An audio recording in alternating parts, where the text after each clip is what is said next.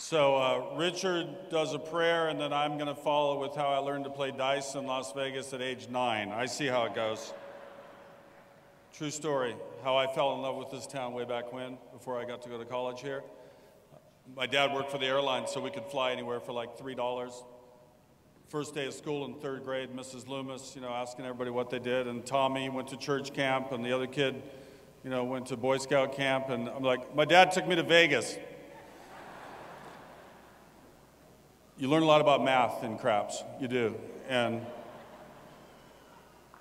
I had this inkling that I was destined to come here at some point. There was something about the town I liked from a distance, and I wasn't all that. I get better every year in football, but I wasn't really that good back then.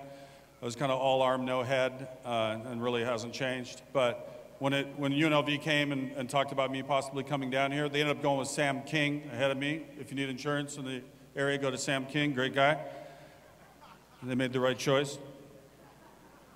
But it wasn't just coming to Vegas to play football. It was like, that's the school that has Tarkanian.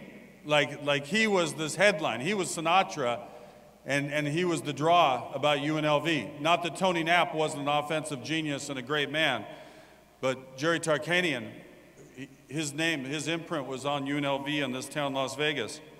I remember asking him years later, because once or twice the NCAA had called him, and I said, so how does it work? What's the deal with the schooling, with the kids? And he's like, you know what, in his gravelly voice, if I were at Johns Hopkins, I'd have all doctors.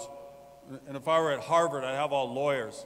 And if I were at MIT, I'd have all scientists. But I'm proud to be at UNLV, and I personally am proud that I was associated with the same school that Jerry Tarkanian was and all the great things he did here.